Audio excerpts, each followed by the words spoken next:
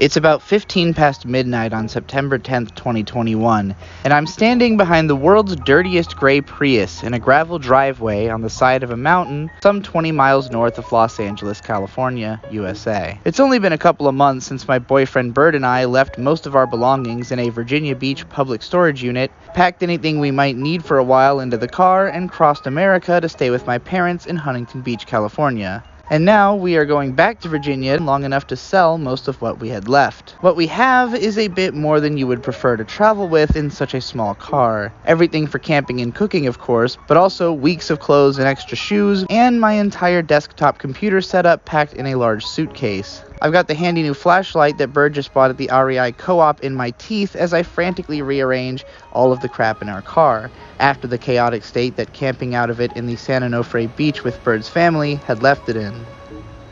From the 101 to the 210 to the 15, we make our way out of LA, eyes on every gas station's price until we're far enough away that they aren't ridiculous anymore. Determined to escape California, Bird pulls into a rest area near Nevada at 3 in the morning, and the two of us nap until a bit after 6.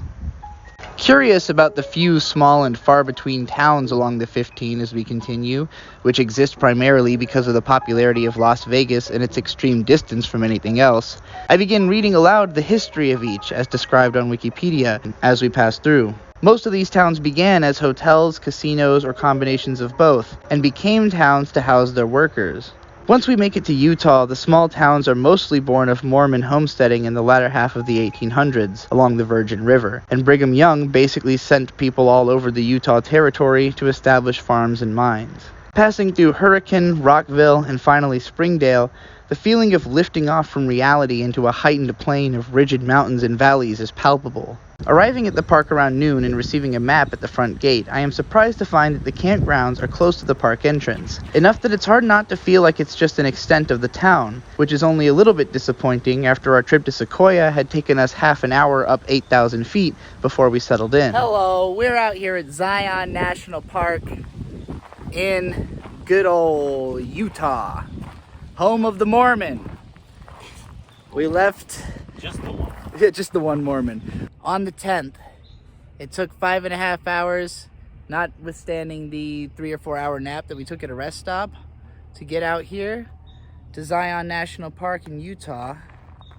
And on the way I picked up some sweet new kicks. I'm mostly filming this vlog so I can show them off before they get horrifically dirty, because these are trail running shoes that I'm going to be running down mountains with.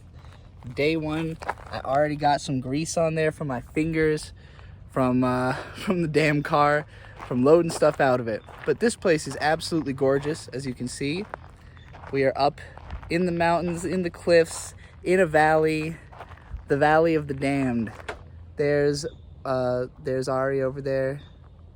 He's cooking up a storm, or getting ready to. Actually, let's go watch. I believe he's chopping broccoli right now. That is what I'm doing. Absolutely incredible. Are you excited to cross America? Very much so. Now that we're here, we've pitched the tent. We've got this big old Great Basin tent.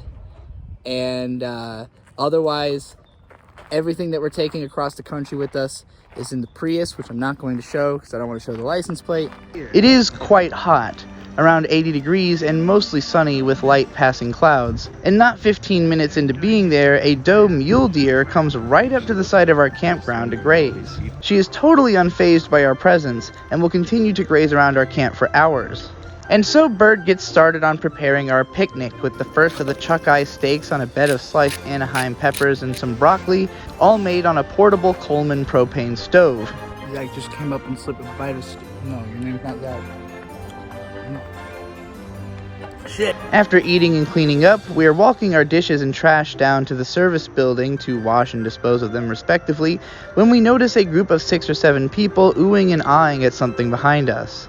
We think they're just being blown away by the mountain view until we turn and see that the doe which we had befriended was now grazing with a bigger mother and father and smaller baby deer along the road.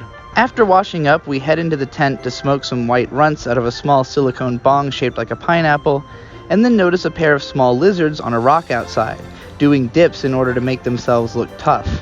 Thanks to the occasional light passing drizzle, we put the rainfly on the tent before we finally venture afield of the campsite. Your ass totally overshadows the glory The beautiful of painted this rock. unfucking believable place. We haven't even been into the park yet. This is just the Watchman campground. We were gonna go in because the buses said they ran till, well, I guess from the campground they only run till 5, but from the end of the park they run till 8:15. So I thought, well, of course we can ride a bus and go back on the 8:15 bus. Nay. We were informed that the only 2 things we could really do were this hike or a less strenuous hike. And This is the one I was the most interested in out of the ones available. well, it's the one that's named after our campground and the comic book. You're right, the Watchman. Wait, was it Watchman or Watchmen? It's Watchman, but you know, close enough. It's also a trail I feel pretty comfortable hiking barefoot. Oh yeah, you're Like most of the trails in the main part of Zion Valley, the Watchmen Trail takes you up the interior mountainside to a flat viewpoint vista. This one midway up the canyon's wall.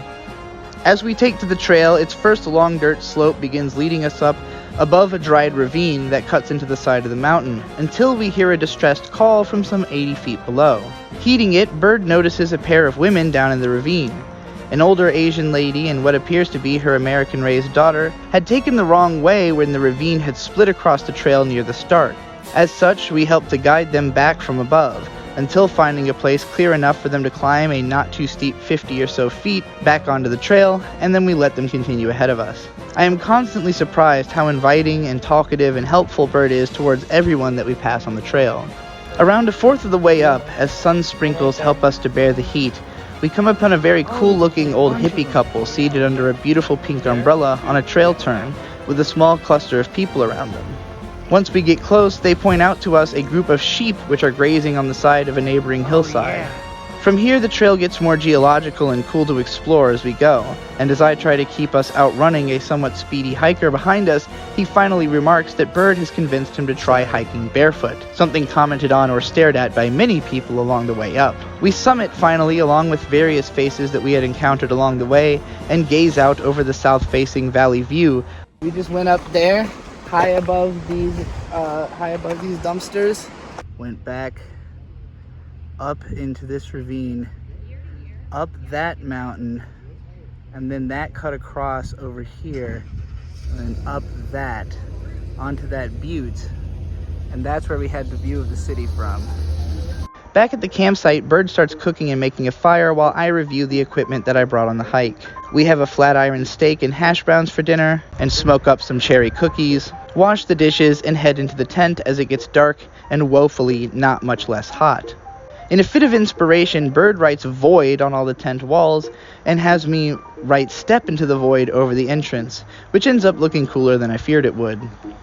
Both of us are asleep by 10 p.m., having barely slept the night before and hiked most of today, and we sleep for at least 9 hours, waking up sometime between 7 and 8 a.m. Mountain Time on September 11th. We start the day by driving back into Springdale for more ice and a bag of corn chips, which we plow through immediately. Saturday morning had brought a considerable line of cars to the park entrance, and so instead of sticking around to hike Angel's Landing for 4 hours, leaving us close to dark by the time we'd make the 2-hour drive to Bryce Canyon, we decided to head straight there, using the epic up the mountainsides road that leads out the east side of Zion. After an incredible scenic climb ending in a tunnel straight through the mountain, we finally pushed out of Zion National Park and on to our next picnic adventure in Bryce Canyon. I would like to return to Zion once I've developed the skills and gathered the equipment to hike its backcountry. While I'd still like to see Angel's Landing, the actually moderated part of Zion is quite small compared to its northern wilderness. Impressive as the main valley is, it's hard not to feel like you've seen it all immediately upon arrival, even though there is so much more to the region. I would most likely make that trek in somewhat cooler weather, though, And I'd also be interested if I had the funds to check out all the businesses that are in the town of Springdale. If you enjoy Picnic Adventure, please support the show using the links in the description below. This show is completely independent and reliant on our own very small funding. We'd love to have better equipment, the ability to travel greater distances, and the ability to stay in the places that we are for even longer, which is all possible if you help to make this successful. Thanks again for watching, and remember, you only get out as much as you put in. This is Trixie the Golden Witch saying see you next time on Picnic Adventure.